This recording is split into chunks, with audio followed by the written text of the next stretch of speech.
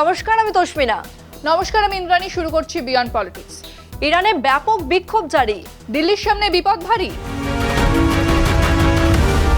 শীতটা একটু কমেছে বলো, বেশ আরাম লাগছে।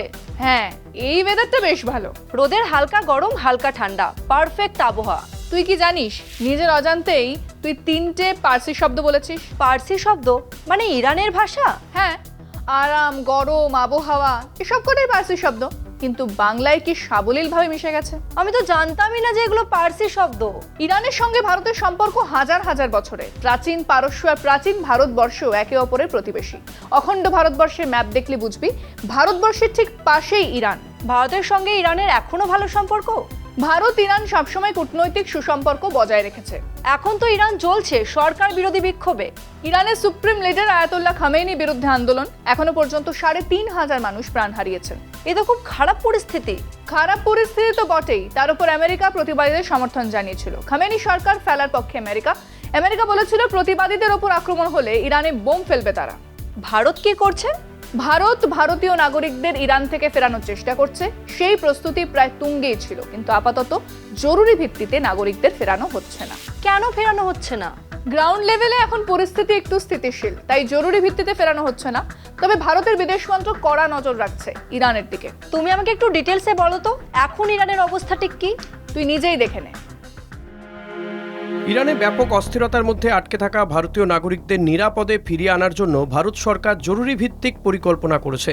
তবে সূত্রে খবর, পরিস্থিতির সাম্প্রতিক মূল্যায়নের পর এখনই এই পরিকল্পনা কার্যকর করা হচ্ছে না। পরিস্থিতি খারাপ হলে দ্রুত ব্যবস্থা নেওয়ার প্রস্তুতি রাখা হয়েছে। সরকারি সূত্রে খবর, তেহরানের ভারতীয় দূতাবাস বিভিন্ন অঞ্চলের ভারতীয় ছাত্রদের সঙ্গে যোগাযোগ শুরু করেছে। প্রয়োজনে তারা দেশ ছাড়তে ইচ্ছুক কিনা তা জানা হচ্ছে। ছাত্রদের দূতাবাসের সঙ্গে যোগাযোগে থাকতে এবং সরকারি নির্দেশ মানতে বলা হয়েছে। ইন্টারনেট বন্ধ এবং ফোন পরিষেবা স্থিতিশীল না হওয়ায় যোগাযোগের বেশিরভাগ কাজ সরাসরি করা হচ্ছে।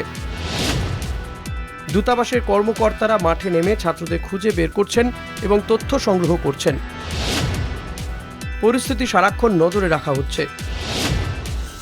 ইরানে ব্যাপক বিক্ষোভের কারণে ভারতীয় ছাত্রদের নিরাপত্তা নিয়ে উদ্বেগ বেড়েছে।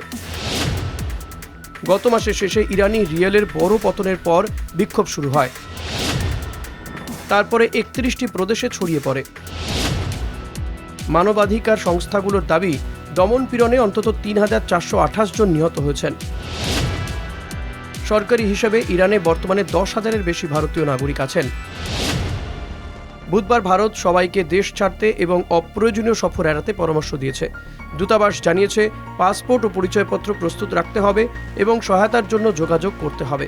এদিকে ইরানের বিদেশমন্ত্রী সৈয়দ আব্বাস আরাকচি ভারতের বিদেশমন্ত্রী এস জয়শঙ্করকে ফোন করে পরিস্থিতি নিয়ে কথা বলেছেন।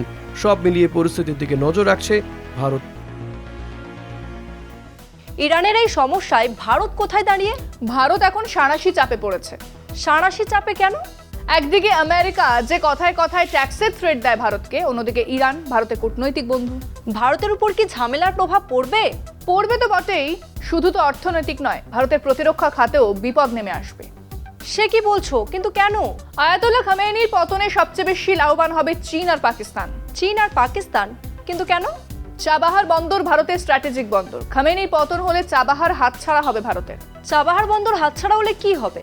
ওই অঞ্চলে চীন আর পাকিস্তানের দাপাদাপি আরো কয়েক গুণ বেড়ে যাবে। সেটা তো তাহলে চিন্তার কারণ। হ্যাঁ, তেহরান কেঁপে গেলে দিল্লি শান্তিতে থাকতে পারবে না। আরো অনেক কিছু কারণ আছে, তুই এটা দেখ। ইরানে খামেনির নেতৃত্ব আজ গভীর সংকটে। অর্থনৈতিক দুরবস্থা, রাজনৈতিক ক্লান্তি ও দমন নীতির বিরুদ্ধে দেশ জুড়ে বিক্ষোভ চলছে। এই পরিস্থিতি ভারত উদ্বেগের সঙ্গে পর্যবেক্ষণ করছে, কারণ ইরান ও ভারতের সম্পর্ক কেবল কূটনৈতিক নয়, কৌশলগতও। পাকিস্তান, আফগানিস্তান ও মধ্য এশিয়ার ভারতের স্থলপথ বন্ধ রেখেছে। এই অবস্থায় ইরানই ভারতের একমাত্র পশ্চিমমুখী করিডোর। বিশেষ করে চাবাহার বন্দর ভারতের জন্য অত্যন্ত গুরুত্বপূর্ণ। এই বন্দর পাকিস্তানকে এড়িয়ে ভারতকে আফগানিস্তান ও মধ্য এশিয়ার সঙ্গে যোগাযোগ করতে সহায়তা করে। কিন্তু তেহরানে যদি সরকার বদল হয় বা দীর্ঘ অস্থিরতা চলে, তবে এই প্রকল্প বিপন্ন হতে পারে। ইরান ঐতিহাসিকভাবে পাকিস্তানের প্রভাবের ভারসাম্য রক্ষা করেছে। 90-এর দশকে তালিবান ও পাকিস্তানের বিরুদ্ধে ভারত ইরান একসঙ্গে কাজ করেছিল। কাশ্মীর ইস্যুতেও ইরান ভারতের পাশে দাঁড়িয়েছিল। ইরান দুর্বল হলে এই আঞ্চলিক ভারসাম্য ভেঙে পড়তে পারে এবং পাকিস্তান পরোক্ষভাবে লাভবান হবে। বাণিজ্যেও ঝুঁকি আছে। ইরান ভারতের 8ম বৃহত্তম বাণিজ্যিক অংশীদার। গত বছরে দ্বিপাক্ষিক বাণিজ্য ছিল প্রায় 1.3 থেকে 1.7 বিলিয়ন ডলার। চাবাহার সহ বিভিন্ন প্রকল্পে ভারত $1 বিলিয়ন বেশি বিনিয়োগ করেছে। সরকার বদল হলে এই বিনিয়োগ ক্ষতিগ্রস্ত হতে পারে। চীনের ভূমিকা আলাদা করে গুরুত্বপূর্ণ। 2021 সালে চীন ইরান 25 বছরের কৌশলগত চুক্তি করেছে। নিষেধাজ্ঞার চাপে ইরান ক্রমেই বেইজিংয়ের উপর নির্ভরশীল হয়েছে।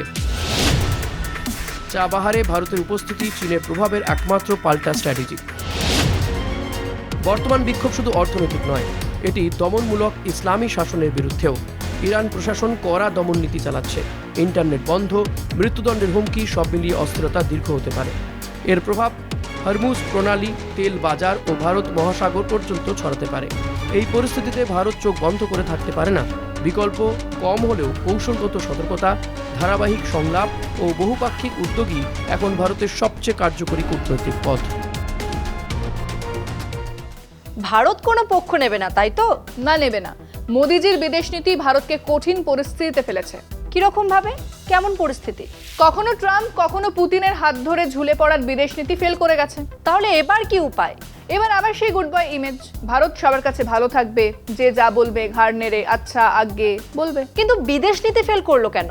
মোদিজি ভাবতেন কানাডায় গিয়ে 2AB ফর্মুলা বলা, আহমেদাবাদের বস্তিতে পর্দা ফেলে দিয়ে ট্রাম্পকে সংবর্ধনা জানানো, জোরে জোরে হাত মেলানো, রাষ্ট্রনেতাদের জড়িয়ে ধরা, এসবই কূটনীতি। কিন্তু কূটনীতি আসলে তা নয়, তাই তো? না, কখনোই নয়। ট্রাম্প ব্ল্যাকমেল করলে মোদিজি চুপ করে থাকেন, বিদেশ মন্ত্রক নরম গলায় কথা বলে, রাশিয়ার থেকে তেল কেনা কমিয়ে দেয় ট্রাম্পের কথা শুনে। হ্যাঁ, গুড বয় কূটনীতি, যা বলবে সব শুনবো। সবচেয়ে আশ্চর্যের কি জানিস? কি বলতো? মোদিজি বিশ্বগুরু হওয়ার স্বপ্ন দেখেছিলেন, কিন্তু মোদির জামানায় 12 বছরের মাথায় সবাই বিশ্বগুরুকে থ্রেট দিচ্ছে। থ্রেট দিচ্ছে মানে? আমেরিকা শুল্কের থ্রেট দেয়, চীন অরুণাচল শাকস্টাম ভ্যালিতে থ্রেট দেয়, পাকিস্তান, চীন, টার্কি নতুন ভারত বিরোধী জোট করবে তার থ্রেট দেয়, এমনকি বাংলাদেশের মতো প্রতিবেশী দেশ চিকেন নেক দখলের থ্রেট দেয়। বিশ্বগুরুকে সবাই থ্রেট দেয়, কিন্তু বিশ্বগুরু সবাইকে তুষ্ট করে চলেন। হ্যাঁ, চীনের কমিউনিস্ট পার্টি, বিজেপি, আরএসএস এর সঙ্গে মিটিং করে, মোদি ট্রাম্পের প্রশংসা করেন, জয়শঙ্কর বাংলাদেশ উড়ে যান। ভারতের কি হবে?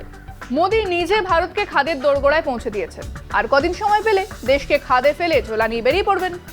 যা বলেছো, চলো শেষ করি। বিয়ন্ড পলিটিক্স আজকের মতো এই পর্যন্তই। দেখতে থাকুন কলকাতা টিভি, রাত দিন 7 দিন।